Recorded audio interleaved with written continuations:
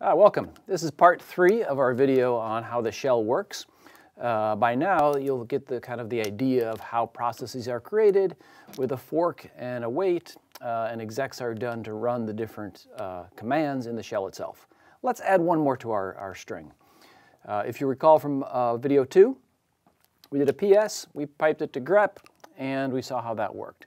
In this video we're going to pipe the output of grep into the input of word count minus L. Word count does nothing but take a number of texts and counts the number of words, the number of letters, and the number of lines. So that's what that process does. How does it work under the covers? Well, in this case, we need 3 processes, not just 2 processes. And I need to take the output of the grep, which is running here.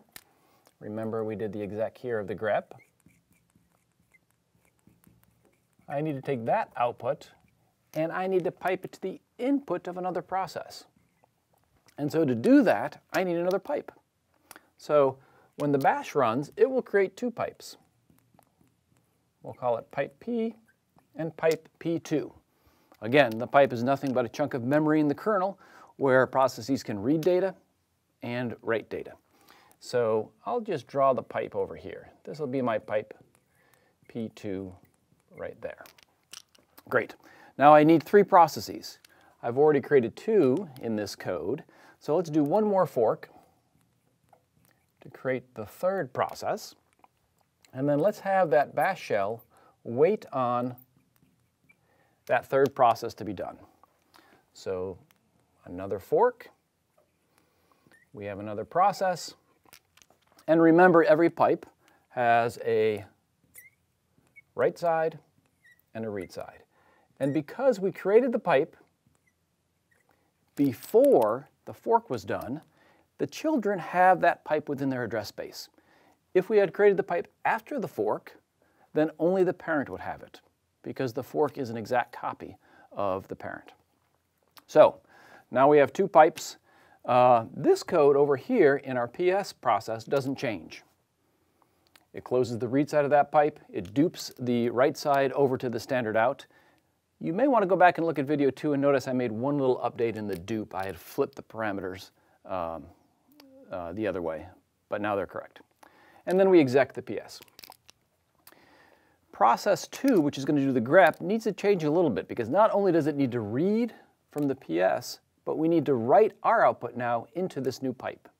So let's go ahead and close the read side of this pipe. That is pipe 2, read. And then let's dupe the right side of this pipe over to standard out. So that's dupe 2. We're going to take the right side of P2 and put it into our standard out. Now anything that our process writes out will go into this pipe. And we're going to exec the grep. It's reading from the PS, it's execing the grep, and is writing to the pipe. I'm sure you can guess now what happens in this 3rd process. We use pipe 2 to read from, and so let's close the right side of P2. That is there. Let's dupe the read side over to standard in, P2 read, over to standard in. And so now anything that gets written to the pipe will come to the standard in of this process, which happens to be word count -L. So let's exec word count minus L. Word count minus L will run on the output from the grep.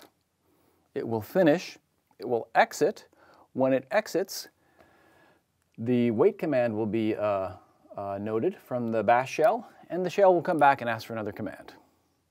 For an exercise, you may want to try piping one more process along and see what would happen. At this point, you can see how as many processes you want can be strung together using pipes, forks, and execs. Thank you very much.